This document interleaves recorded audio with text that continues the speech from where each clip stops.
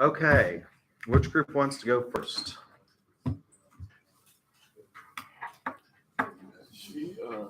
She texted us this weekend, got in our group, so. Okay. Just wanted to let you know she's not here yet, so we would go. Okay.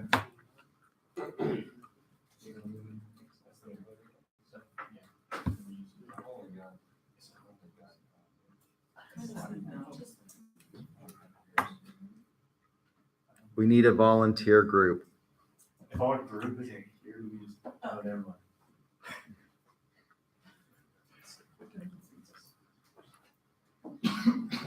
So all your group is now here? Yeah, we're all here.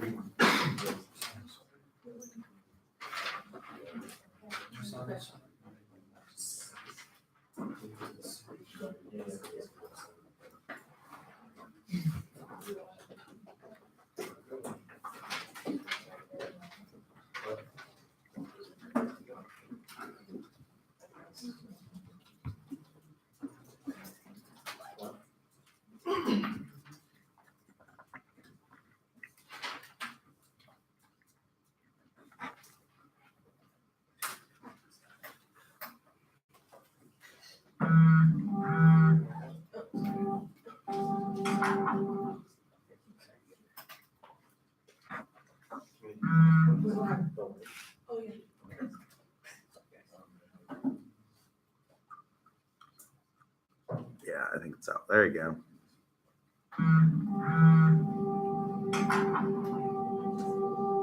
I'll be right there. Now, the storm is affecting thousands of families. People still in desperate need of aid. When the night has come and the land is dark and the moon is the only light we'll see. No, I won't be afraid. No, I won't be afraid. Just as long as you stand by me. So darling, stand by me. Oh, stand by me. Stand by me.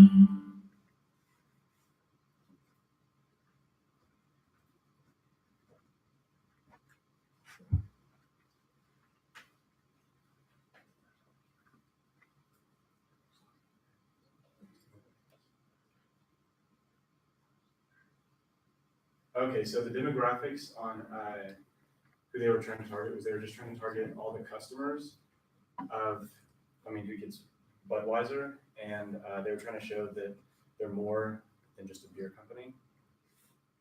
And so. And the goal of this ad is, to bring awareness to natural disaster relief aid, and also to encourage previous consumers to donate water as well. And also, a lot of us might not know, but for the last 30 years, Budweiser has donated over 79 million cans of water to those areas affected by natural disaster. So the ad focuses on a brewery in Cartersville, Georgia. It actually transformed its facilities into canned water instead of beer, like its entire facility. So that's all they do is they actually ship their canned waters out to people that have faced natural disasters. So what I think they're using their facilities that they were blessed with, I guess you could say, to reach natural disasters, not only in their country, but nationwide. So for the communication model, the source, would be Budweiser, and then what they wanted to encode for all of us is that they're more than just a company, that they have purpose and meaning, but purpose and meaning is an abstract idea, and so they wanted to convey that into something tangible for us. And so what better way than telling a story of a personal employee? And as you guys can see in the first 15 seconds, it showed Frank getting up in the morning, splashing water on his face, kissing his wife, telling her goodbye. And then in the next 15 to 30 seconds, it shows them retrofitting their entire facility to produce water instead of beer. And then from 30 to 45 seconds, you guys could see them actually going out and helping the places affected by the natural disaster.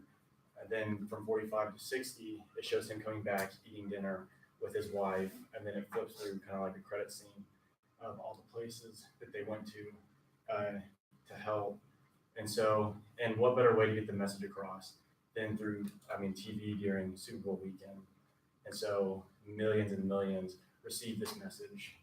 And what they wanted to decode, for us to decode in this is that, like you guys saw, that they're there whenever we need them, whenever a natural disaster happens.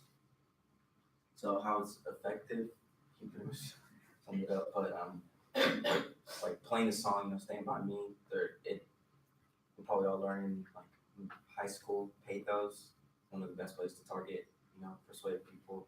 It's through your heartstrings, that touchy-feely type of feeling. And so they're playing the song, like we're all united, Budweiser's there whenever you need them. When something happens, and at the end it showed Texas, California, Florida, and Puerto Rico, I guess is where they helped those natural disasters. Puerto Rico, I'm from there, and they had a really bad hurricane. They were out of power for a long time, no water and stuff. And so Budweiser sent a lot of water over there to help them. And so that's pretty much how it's effective. It's just that playing with your heartstrings type of thing. Well, like overall, like what makes this ad great is that like they're like putting aside their sales on beer, which is their primary market, and they're doing that so that they can help like natural disaster relief. And I don't know, it's not only that, but it's during the Super Bowl, so that's when they're going to get the most recognition for their efforts to help with that. So that's it.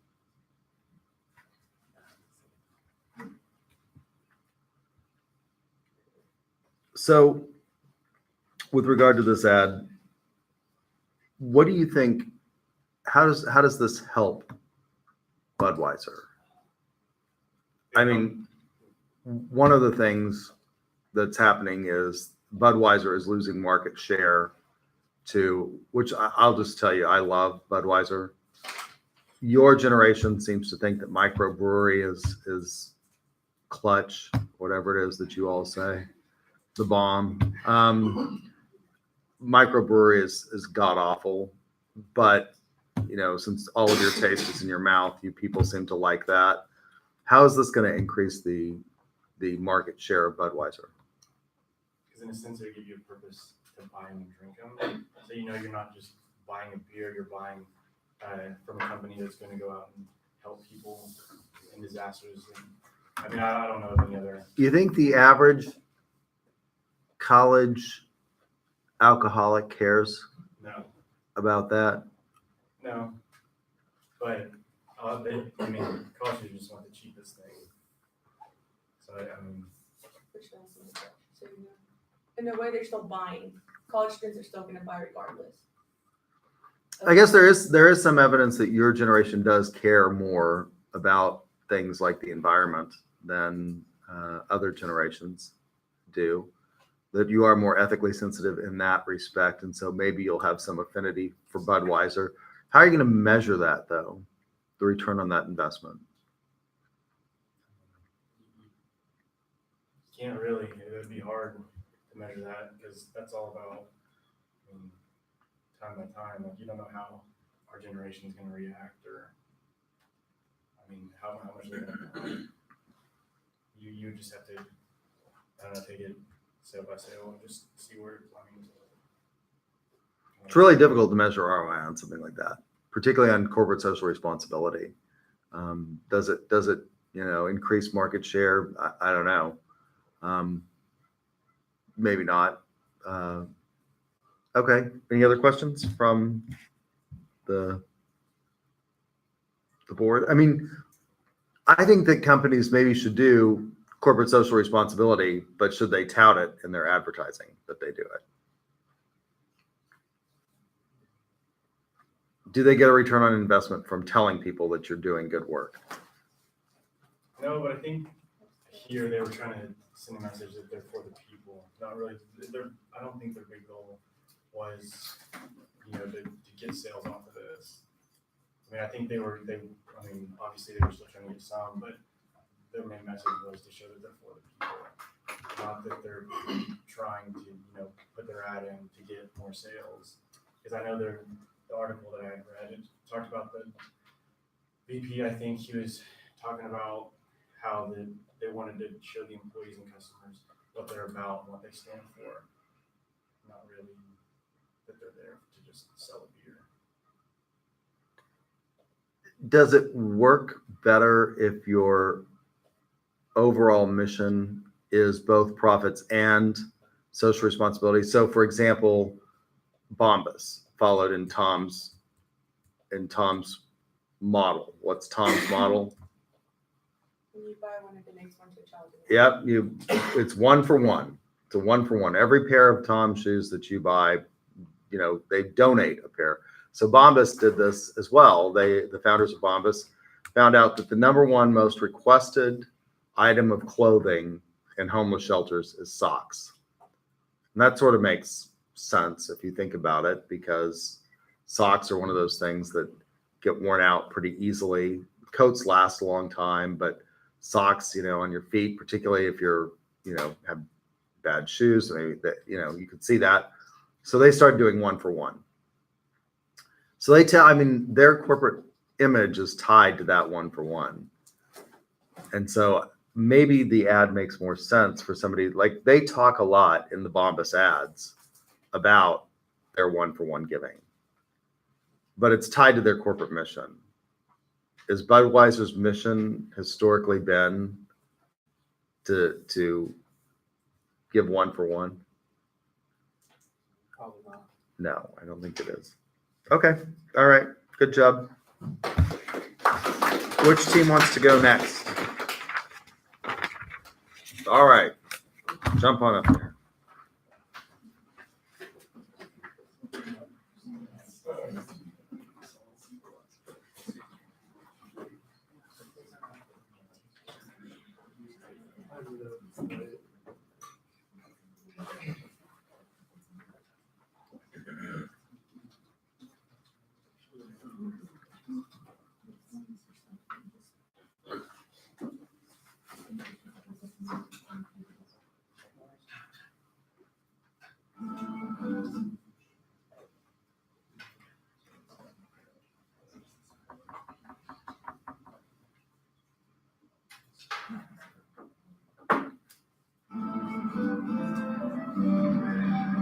It's a beautiful day for a toast. Indeed. Sun's out.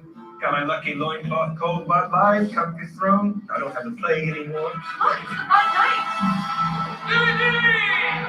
All right, let's tap this head. Yeah, Peanut.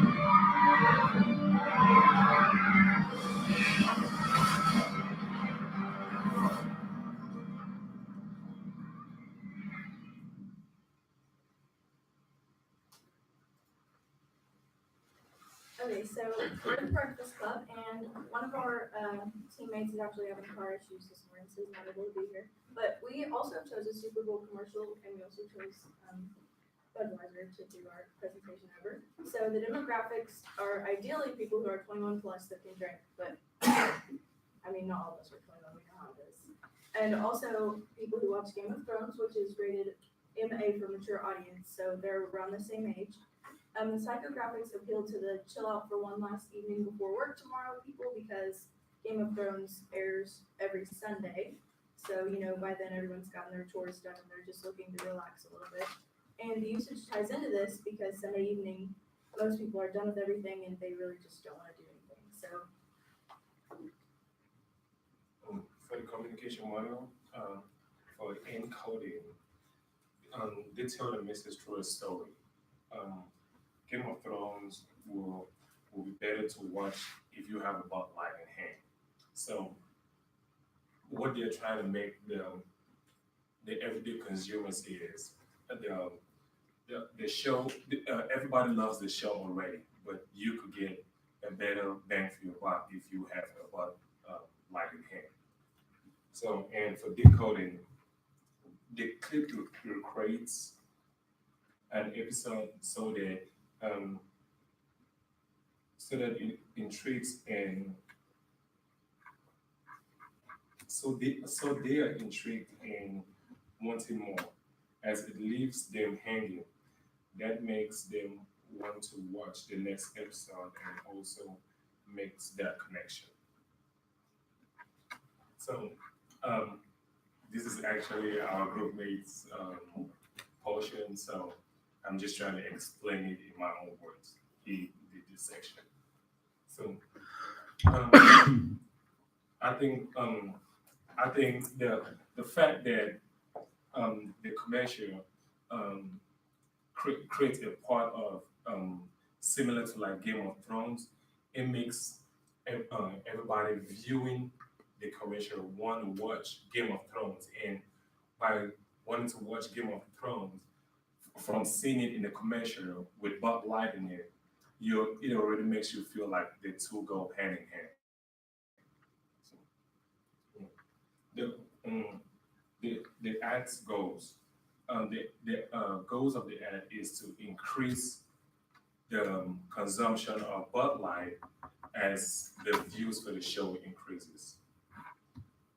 So why the ad is effective? I couldn't find any actual statistics to show that the ad was effective, but I think with the way they were going with it, it's kind of like the McDonald's model, where if it's in your face, that's what you think of. You know, I think Game of Thrones was expecting about over 1 billion viewers for the season finale. So if you can put your product out there in the faces and the minds of over 1 billion consumers, then you have a good sales budget over there. So what finally makes the ad great, you have a top 5 beer seller, which is Bud Light by Anheuser-Busch, and then you have the #1 probably ranking show going on right now, which is Game of Thrones, on their final season, where they're just pretty much ending everything on that final season. Same way what Bud Light went about with their final ad with the Bud Night in it. They killed off the Bud Night. That was just a decision by the marketing team from both Game of Thrones and Bud Light. So they were like, hey, we're just gonna kill them off. And if you guys, for those of you who watch Game of Thrones, you knew the person that pretty much won the joust was the Mountain from Game of Thrones itself. So you're ending the Bud Night era, and at the same time, going hand in hand, you're ending the era of Game of Thrones. And they pretty much say, why not do it with a beer in your hand on Sunday evening when you're done with work and your work week is about to start once more, and just take a time to relax.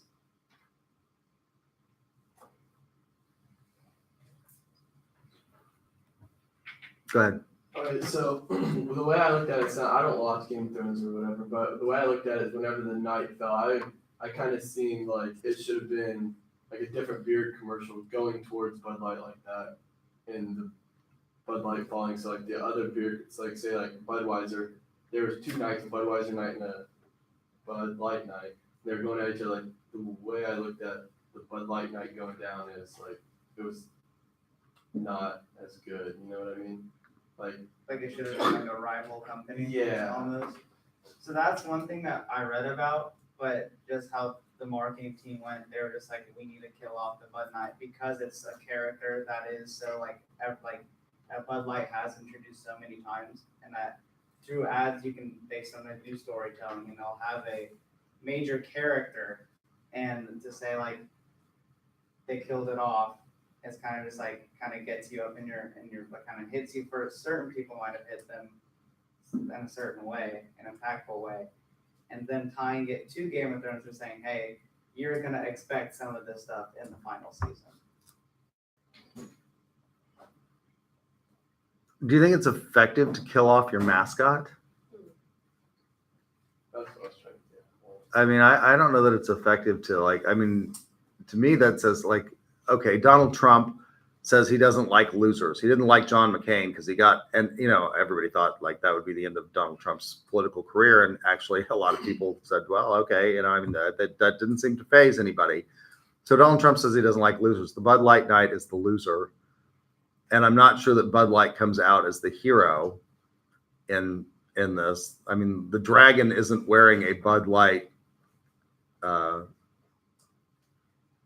know, vest. So I mean, I guess I sort of get it in that in Game of Thrones, one of the things that happens is the unexpected. It's not a traditional sort of story in that you have in most stories historically, it's very clear who the protagonist is. And if you've watched Game of Thrones in the beginning, you think that Ned Stark is going to be through, you know, the entire series because he's clearly sort of, you know, this very conflicted but protagonist-like character.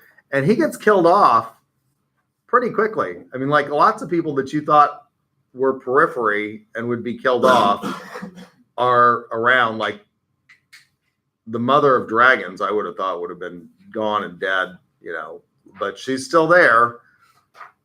And so I guess I get the connection, but I don't know if you're wanting to sell product that it works well. Do you have another question? I was just gonna say that like the element of surprise, like you said, like Bud Light's commercials has that night, he's the hero, and like that's what it's used to. So this commercial, they kill him in the first 10 seconds, and everyone's like, "What's going on?" And it like locks him in. And then like after the commercial, it sparks up conversation. Like, did you see that Bud Light commercial? Like they killed their mascot. Yeah, and they killed their protagonist. Okay, any other questions? It's a creative commercial, I'll give you that. I'm just not sure it's going to sell. And I love Bud Light. I mean, that's the beer of choice for me. I love Bud Light, but I'm not sure that it makes me want to run out and buy a Bud Light. So do you think you were overthinking it? Because the way the commercial looks, it's like it was not really to pass out much information. I guess at this point, one of the things that I would say with regard to where that is in the product life cycle is that Bud Light, but I think Bud Light is still the number one selling. I think it's the number one selling beer in America still, even though it's losing market share. I may be wrong on that, but I mean, don't quote me. But they have a huge market share, obviously, for that product. And so I guess at this point in the life cycle of the product, it's been there for a long time. It's been on the market for a long time. What you're trying to do is, you know, just keep it interesting and keep it in the forefront of the mind of the consumer. It didn't really sell. I mean, it didn't really sell me on Bud Light. I think people who drink Bud Light, most people, in my opinion, you might go to these microbreweries and try the mule urine specimen that they present you with, which is what most of it is. And, you know, you might actually enjoy it. But most people return to sort of, they have one beer that they like, right? And they get that, you know, wherever is most convenient. And so I'm not sure that's, you know, I'm not sure that you needed to deliver a selling message necessarily at this point. And people know it, but maybe it's just to remind them. So, all right. Any other questions? All right. Very good. Good job. It's a good commercial. It's creative. Who wants to go next?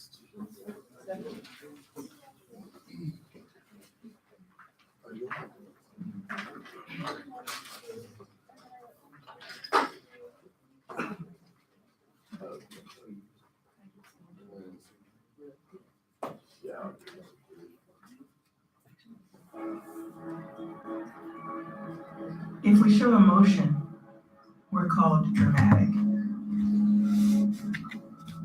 If we want to play against men, we're nuts.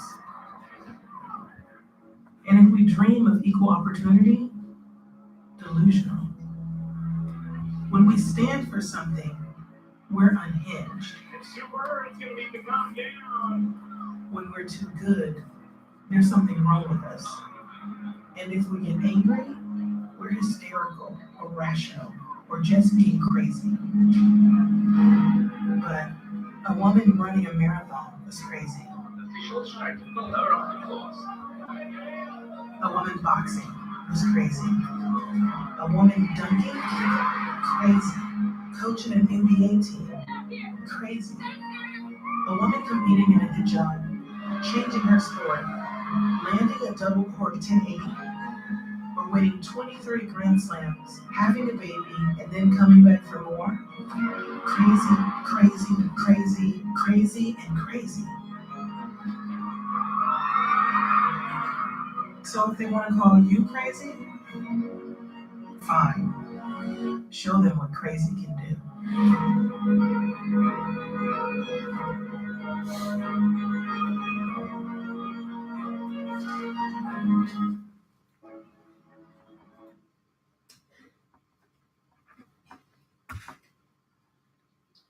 Okay, so the ad I think was mainly targeted towards women, and it's a pretty big market considering women are like over half the population in the U.S. right now, and it's really for like all ethnicities of women, and calling them crazy, you know, maybe for doing some things that are pretty remarkable nowadays. I guess times have changed. So, you know, back in the days when women would do something that was abnormal, they'd be considered crazy, but each day they're breaking barriers and showing us that they're capable of more than what we think they are. Okay, so the goal of this ad was to basically recognize women for what they do. Women don't get enough credit for what they do. If we do something out of the norm, we're considered unnormal, or we're just doing something that isn't usual. Nike actually was originated from the Blue Ribbon Sports. In 1971, they changed the name to Nike, which is actually a Greek goddess meaning victory. So Nike is originally, from a Greek goddess. So with this goal for this ad, it informs people, or even the younger generation of women, like you can do whatever you want, to not limit yourself because people think that it's not normal or you can't do it. That's why the ad is just do it for Nike. That's the motto. The ad is effective because it shows raw emotion. Like it's basically showing you what really happens in the real world, because everything is not shown as it should be. So I feel like for women who go out here every day and they do their dreams and they inspire other people, they don't get that shine or glory, because it's overshadowed by men. And as we all know, men and women should have equal rights, which is not really a huge thing right now, and we still have issues to this day.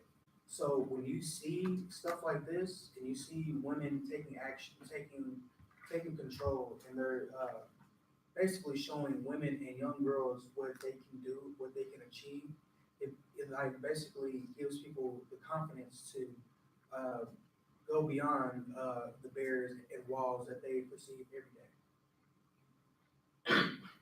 All right, I'm going to be talking about the communication model and the connection. The message Nike is trying to encode is the brand's support for equal opportunity, and this is being done by showing inspirational clips of women performing activities in their own unique and incredible way. The message is appealing to not only women, but anyone who agrees with equal rights, and equal opportunity. And tying these set of values with the brand is an effective way to grab the attention of individuals with the same interests or values. The message is easy for the viewers to decode, for the dialogue and film complement each other. Plus, the dialogue is displayed at the bottom of the picture, and that results in clear communication. So overall, what makes this ad special is that it encourages women to do things that are seen as crazy or unattainable. The real examples of sports feats originally done by men, and pretty much that's it. And then they conquer them, and then they make it seem like it's possible or like you can just do it. So the labels are placed on the women, and Nike wants women to use these labels in order to achieve their goals and do something they originally thought wasn't possible. So what I like about this ad is that it markets to an entire gender, like they were saying, instead of just like a single product line. So I think there's more room for increase in sales. And any questions? If you went back, go ahead. Do you think this commercial is like kind of like more aimed towards male or female? Female for sure. But I think there's room for like anybody to interpret it however they want. Yeah. It's just like breaking barriers. Like, Isn't that they're trying to prove to males that they can do what they can do, correct? I don't know, that's how like we're trying to prove women that we can do the exact same thing that a male can do.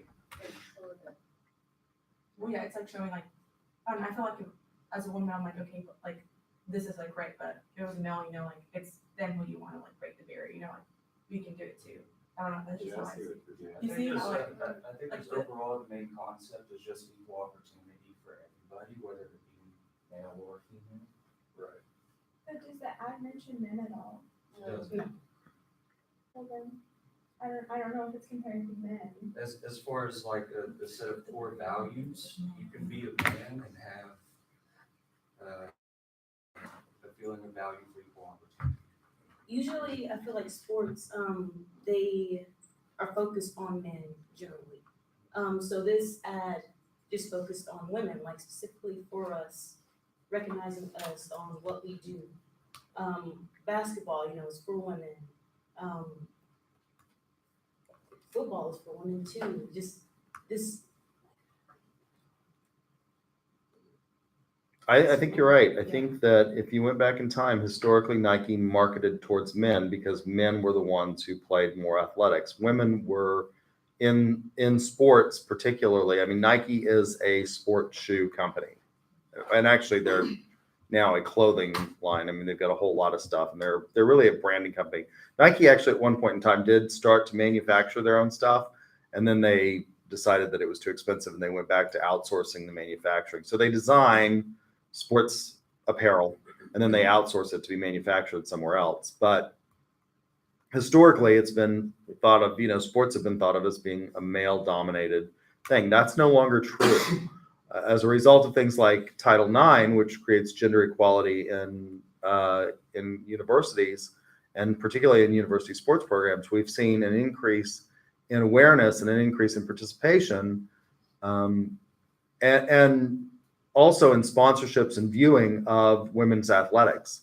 And so I think what they're recognizing is, I think that there's a huge growing demographic there that recognize that women's sports are important, and I think Nike's, capitalizing on a movement. I think men's sports apparel for many reasons is not necessarily a growing market in countries like the United States, but female sports apparel is, because there are more and more people that are becoming active.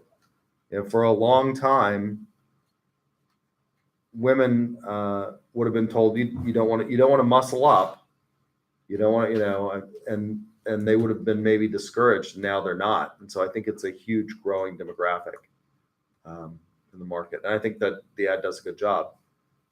I guess my one criticism would be that you don't see who's sponsoring the ad until when? The end. And most people have probably tuned out by then. Any other questions?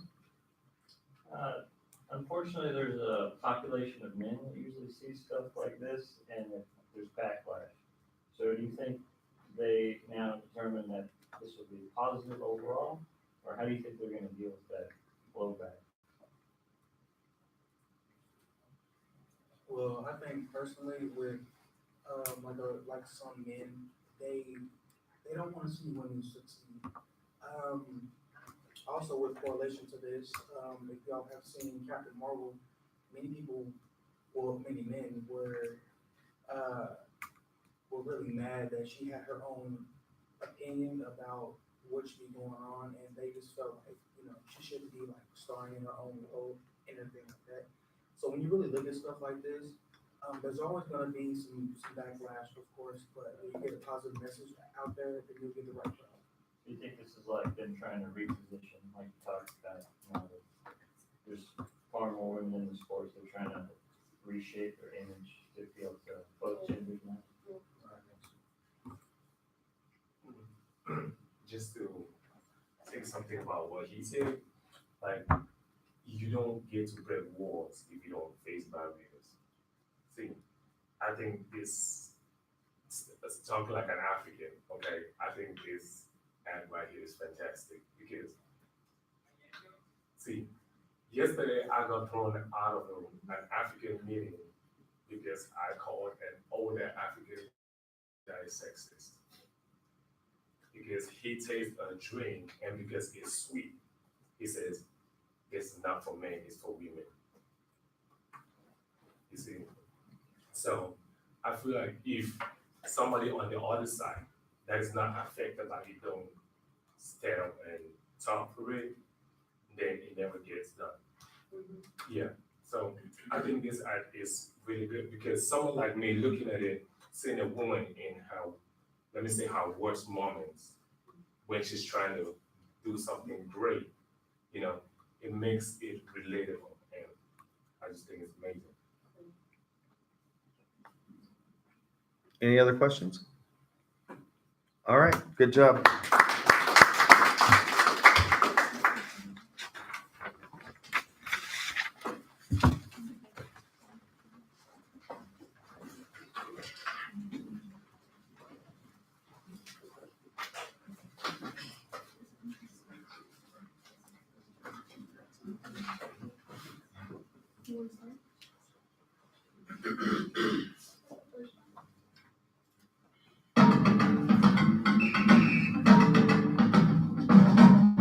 Sometimes I dream that he is me.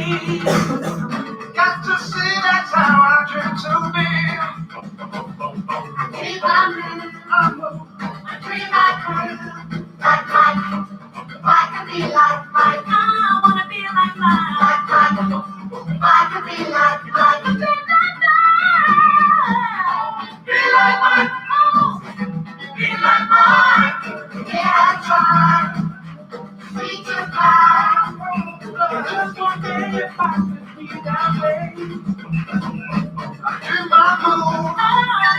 Be like Mike. If I could be like Mike. I wanna be like Mike. If I could be like Mike. Be like Mike. If I could be like Mike.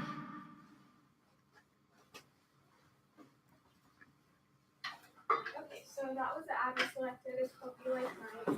And I think it came out in 1990, but it's still really memorable, and people are still talking about it today, and people still remember it from such a long time ago.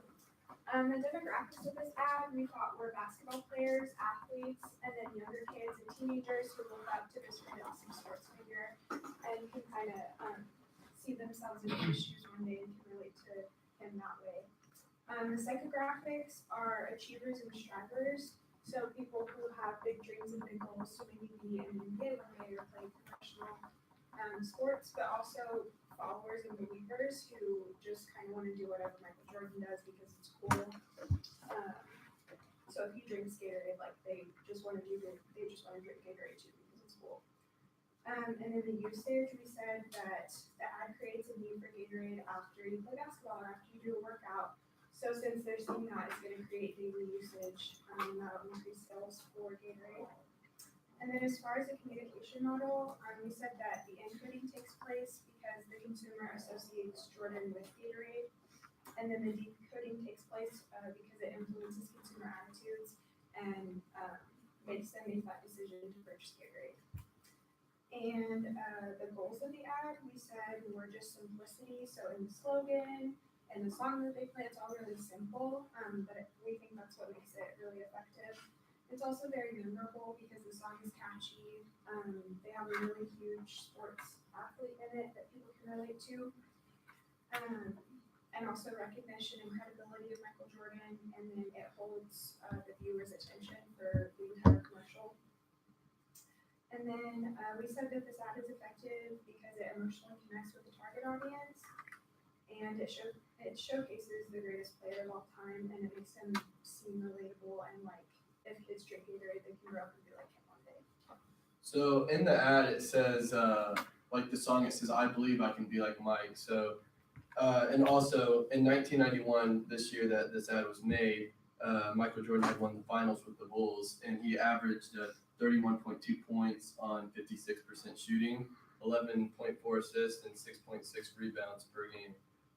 So with that being said, I mean, if you see like your favorite drink brand collab with your favorite basketball player, favorite athlete at that, averaging such high numbers in games back so long ago, 1991, then you're gonna be more bound to drink the Gatorade, or like obviously they were trying to relate Michael Jordan to the Gatorade by saying he drinks the Gatorade, so this is why he is this good, or if you drink Gatorade and follow in his footsteps, then you could be just as great as he was.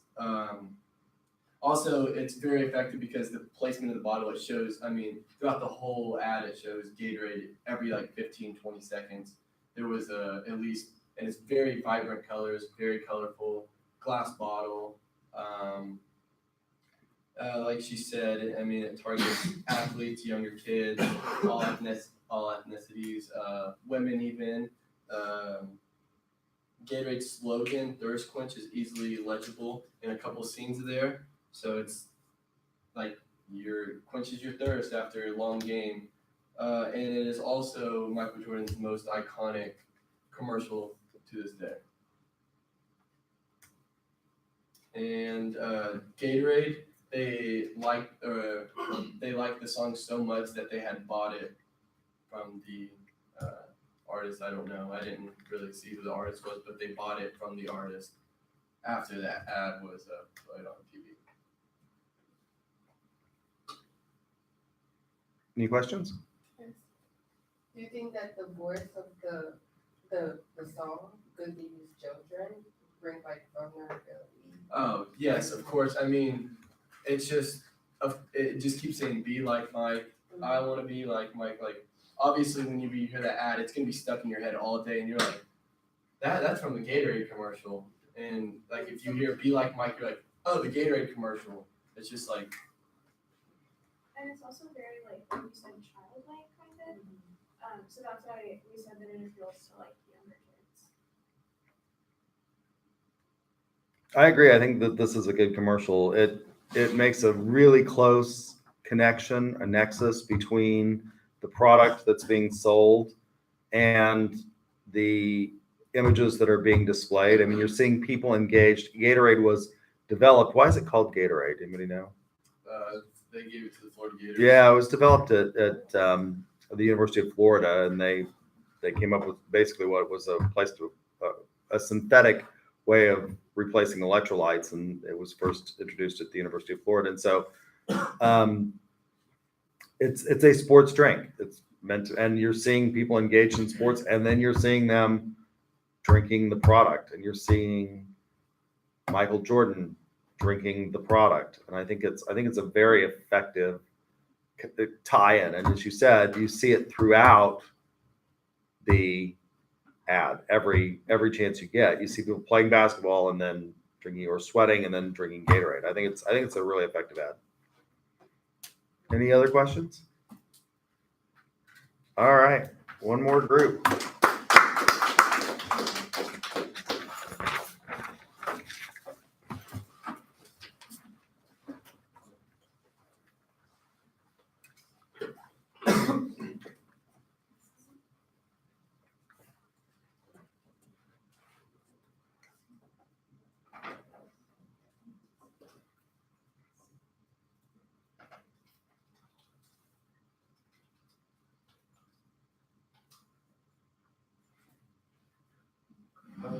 seen the sun in like forever, so you search for a beach vacation.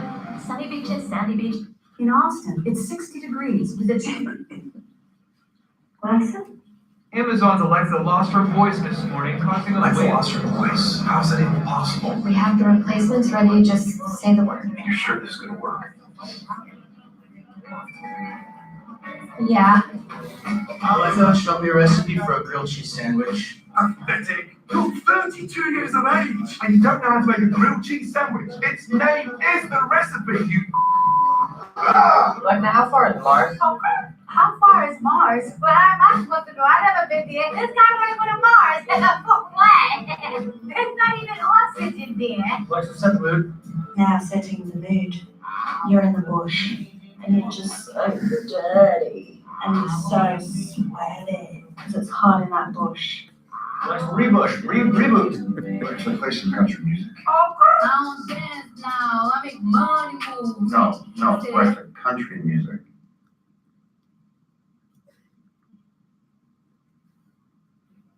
What's it called, Brandon? I'm afraid Brandon is a little tied up. But do let me know if there's anything I can help you with. Jessica. Good boy. Thanks, guys, but I'll take it from here. In Austin,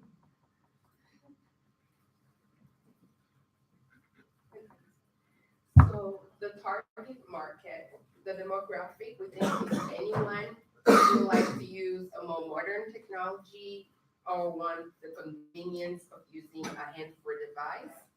And for psychographic, we think that the ad targets people who are experiencers and innovators because both are into having the latest trends in technology. And for usage, we think the product can be used to make the lives of the users easier and being able to perform a variety of tasks, including asking how to cook a meal or play country music. Well, it didn't work, but oh well. And then communication model. The ad communicates to the audience that it is a product that can do a great and many things just by talking to it. You don't have to type anything, so it's making your life The goal of the ad is to convince the viewers to buy the product through the use of humor, using well-known celebrities to promote the product through a funny scenario. But Alexa has lost her voice, and the celebrities work as Alexa voice. It also shows that it's reliable because like Alexa lost her voice, so they find other ways to be able to replace her. So it's showing that they are willing to go an extra mile or so to be able to keep their performance up. So I believe this ad is effective because it does a couple things. One, it uses the humor. Two, it uses celebrities. And the goal of having this is one, it's the humor, and it causes it to kind of stick into the viewer's mind, makes them keep thinking about it, distinguishes it from the rest of the commercials, makes them think about it some more. And the more that it's stuck in their minds, the higher chance that they have of actually wanting one and buying one. But what I think actually makes this ad great, though, is in the sense it shows off that Amazon itself, which is the company that sells the product, is a bit more up on like pop culture. We had a lot of famous people like Jeff Gordon making this joke about the man not knowing how to make a grilled cheese sandwich. I think this is just a great way for the Amazon company to position itself as one who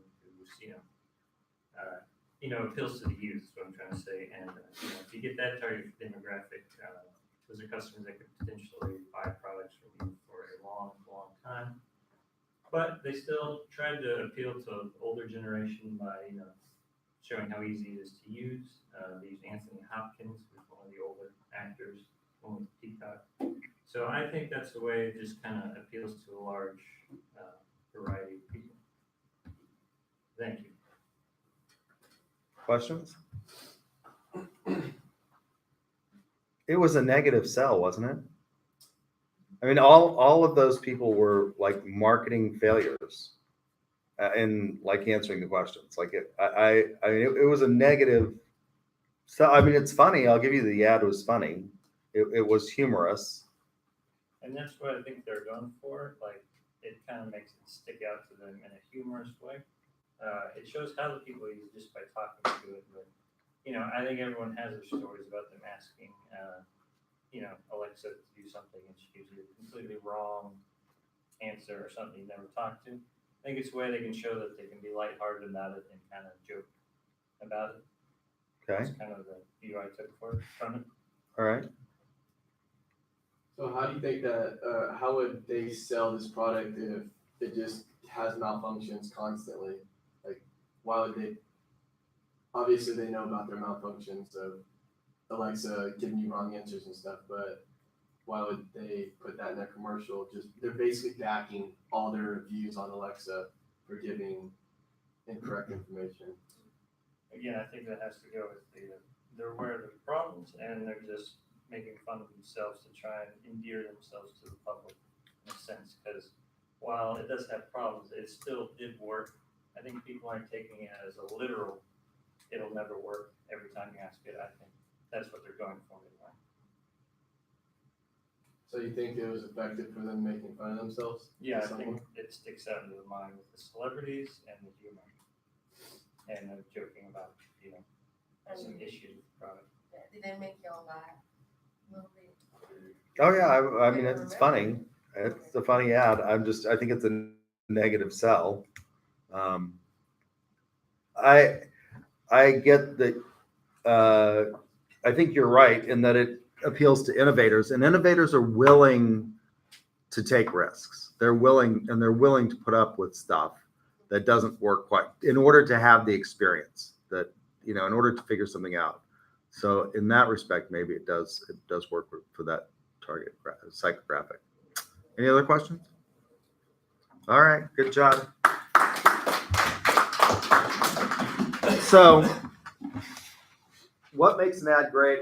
Since we're running, we've got about 20 minutes left, so I have 20 minutes to do this.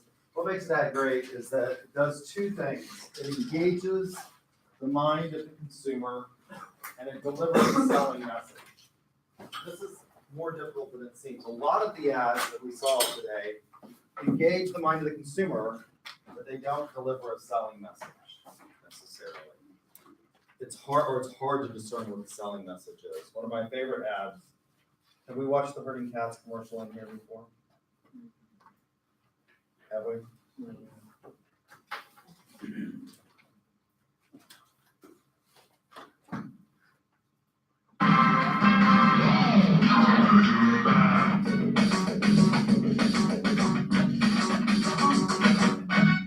This man right here is my great grandfather. He's the first cat herder in our family. Herding cats. Don't let anybody tell you it's easy. Anybody can herd cattle. Holding together 10,000 half wild short hairs. Well, that's another thing altogether. Being a cat herder is probably about the toughest thing I think I've ever done. I got this one this morning, right here. And if you look at his face, it's just ripped to shreds, You see the movies, you hear the stories, I'm living a dream. Not everyone can do what we do. I wouldn't do nothing else. It ain't an easy job, but when you bring a herd into town and you ain't lost a one of them, ain't a feeling like in the world.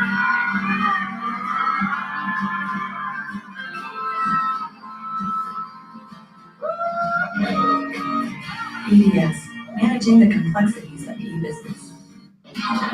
So I think that's like a funny ad,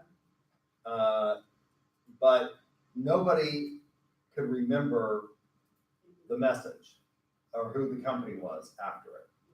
Now, maybe it's a little bit better than I thought it was because my cousin, who is a computer architect, he has a master's in computer science, tells me that that is a common phrase among computers. There's two ways of computer programming, and one is the scientific way, and the other is what they call cowboy programming, which is where you just sort of put it out there, you produce code, and then you try to fix it on the back end, which is what a lot of companies do. I think that's what Microsoft does, actually. And So they use that phrase. So maybe it was better than I thought it was, but I think it was definitely a engaging of mind consumer, but I'm not sure it did sell a message or it had a selling message. So we talked about the encoding model, and we talked about this. One of the things that's important is that when we think about these communication model is that you have to have a similar frame of reference. And the example I use for this is when you're encoding, you have to think about who you're sending it to and do they have the same frame of reference that you do. And for years and years and years, the Republican Party, I don't know how this is going to play out in an era of Donald Trump, but for years and years and years, the Republican Party ran on platforms of family values. Now, this is really hard to do with a man who's been married 3 times and has had multiple affairs. And so I haven't heard the Republican Party saying that they run on family values anymore in a long time. But for years, that was what they used to run against the Democrat, was this idea of family values. And Democrats would say, well, we have family values too, but they didn't have the same field of reference when they said these things. For Republicans, when they said, again, this is prior to President Trump, when they said family values, what they meant was a nuclear family.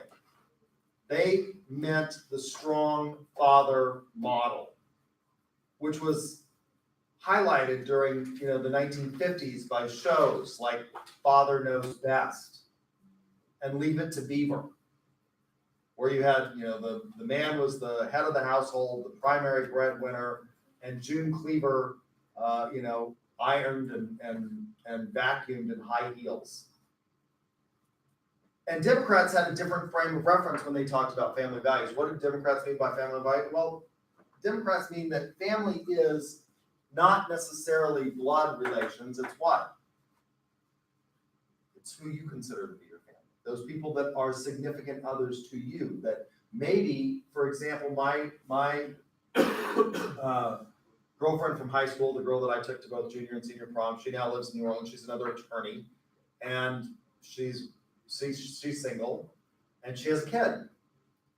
And in the apartment building that she lives in, because New Orleans is expensive to buy a home, so she's living in this apartment building. She's got all these other single women who help take care of the kid, and she views that as her family.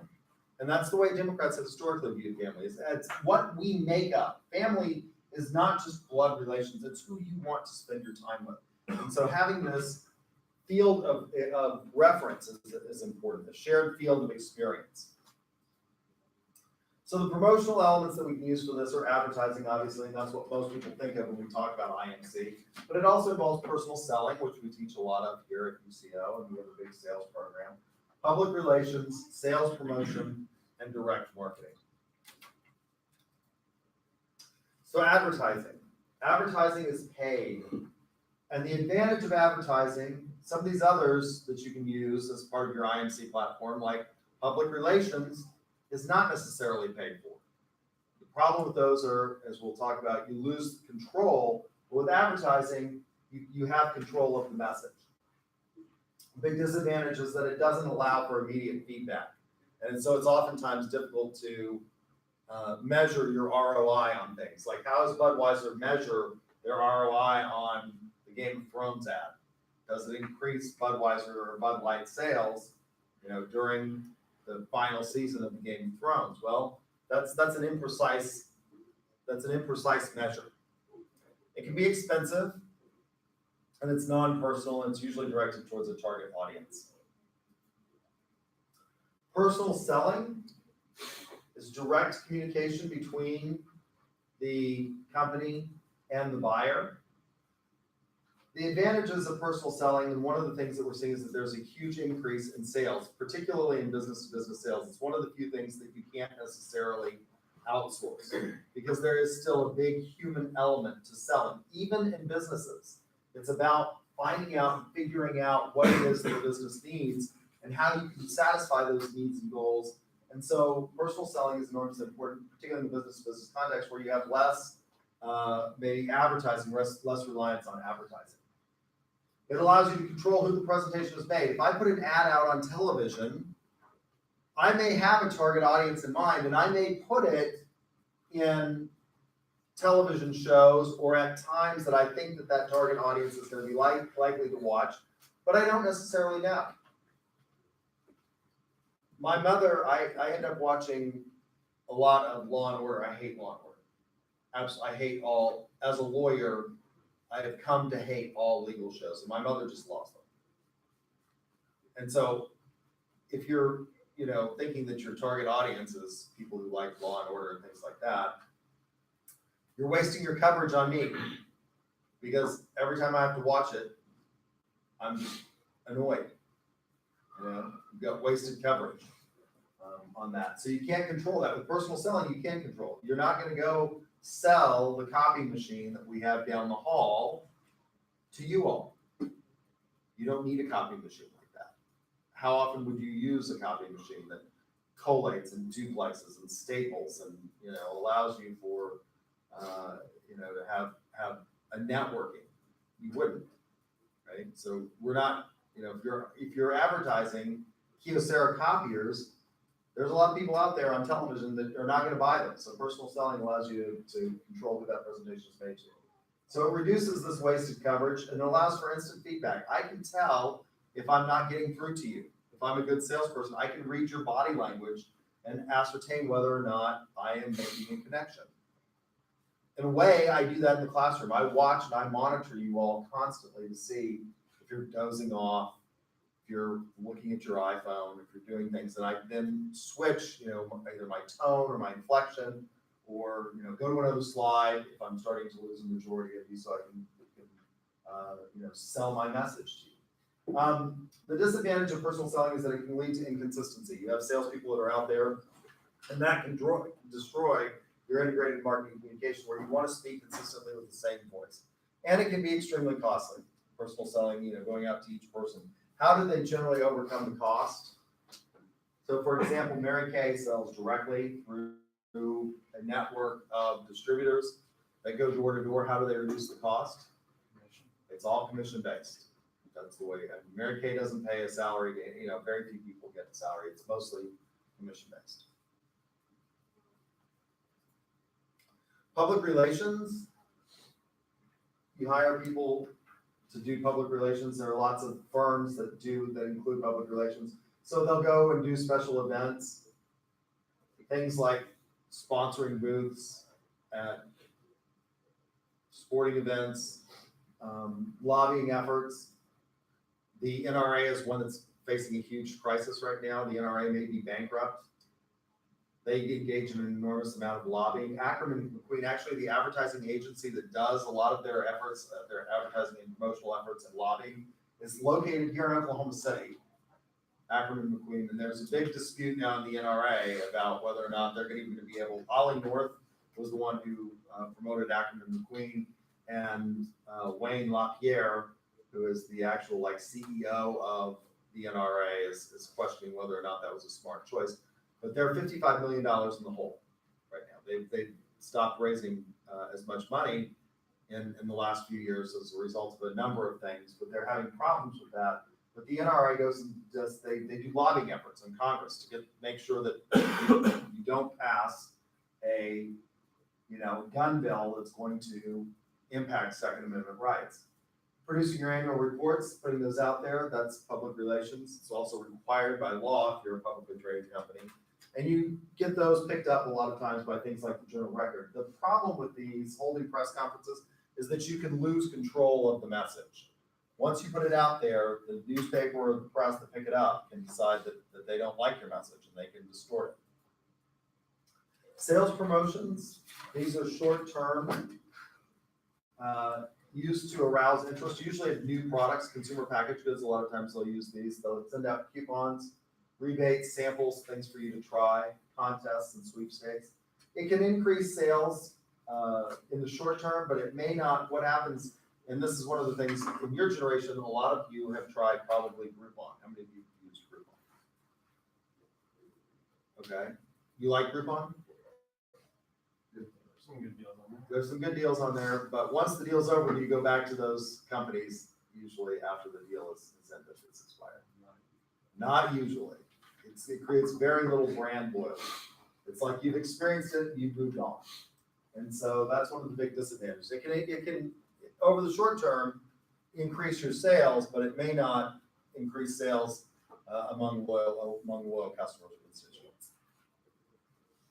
Direct marketing, obviously face-to-face selling. You've also got direct mail, catalogs, telephone. The telephone sales had telemarketing had largely died out until they have destroyed the do not call list. And how many of you now get lots of telemarketing calls on your cell phone and are highly annoyed by those? Are you annoyed by those? I'm highly annoyed by those phone calls. Online, the advantages of direct marketing with things like particularly online and direct email, not direct mail, is that you can highly customize it to your target market. And it can be adapted generally pretty quickly, particularly with online and email. Catalogs, it's a little harder because generally once you print them, they go out and it's going to last through the season. It requires up-to-date databases. This is really important. And this is one of the reasons that things like marketing analytics and big data are really, really crucial because things change. People move a lot. It used to be that people bought a home and they stayed there for why did they plan mortgages to last over a 30-year period? Because people bought a home, they lived there for a long period of time, they paid off their mortgage, they probably stayed in the home until they got too old and sick to stay in the home or whatever. That's not true anymore. How often do people move? A lot. Yeah, I think you're right. I think the average is about every 5 years people move. And so you've got to keep these databases up to date. Obviously, this creates a lot of privacy concerns and has led to an increase or a decline in response rates. So developing the promotional mix. How do we decide which of these we're going to use? Most businesses don't use all of them, right? Some businesses obviously that are very large, and the book will talk about large companies. My company, for example, that I own with my family, we're far too small to use television advertising. It's just way too expensive. We're never going to use TV ad. That's just not going to be part of our promotional mix. So it's going to be largely predicated on the type of company that you are, the target that you want to reach, the target market, where you are in the product life cycle, what you're going to do to reach those people. Are you introducing a new product? If so, how are you going to get people to be aware of that? If you're in the growth stage, you want to persuade people to keep using your product.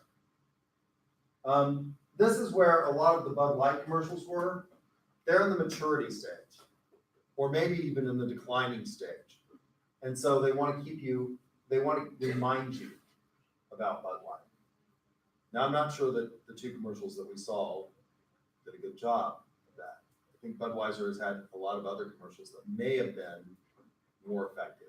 The Dilly Dilly, yeah, there was a mixed message because they're combining the medieval Dilly Dilly with the Game of Thrones. And I guess there is some congruity there because the Game of Thrones is largely sort of a medieval type or medieval feeling series, but kind of radically different. The Dilly Dilly and the Renaissance sort of feel that they had for the initial was very light. It's about a Renaissance, think about a Renaissance fair and the maypoles and things like that. Now you're combining. I'm not sure that message works real well, but in the decline, you spend very little money on promotion and you're usually just harvesting the product. The other things that you have to consider are the product's characteristics. So if it's really complex, if it's a business, why is it that you don't see a lot of business-to-business products advertised on television? Well, that wouldn't be effective because you can't advertise a really complex.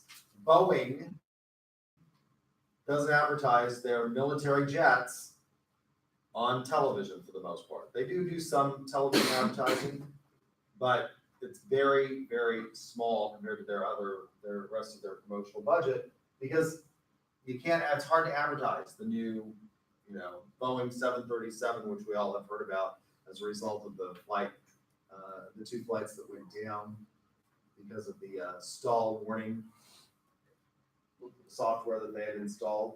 It's far too complex. What's the risk factors?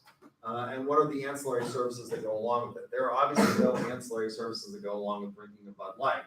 With selling a Boeing aircraft, however, there are lots, which are what? Service, training, maintenance, things like that. The stages of the buying decision also impact which of these that you use and how you use them.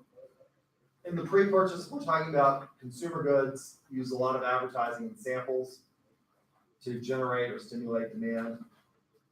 In the purchase part, you're going to use personal selling and sales promotion to encourage demand. So why is it that, they give you all these coupons? And I think they give you the coupons at the wrong time though, don't they? Because you go to the store, you have a loyalty card with the store, and when do they give you the coupons? Yeah, after you purchased. But they're hoping that that will bring you back, right? In the post-purchase stage, advertising and personal selling can reduce anxiety, remind people of the good decisions that they made. It also depends on whether you're using a push strategy through your channels or a pull strategy. What's a push strategy? Well, direct consumer advertising to pharmaceuticals is a push strategy, right?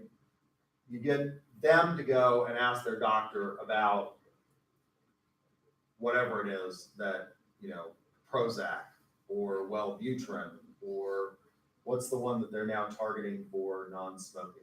Chantix, right?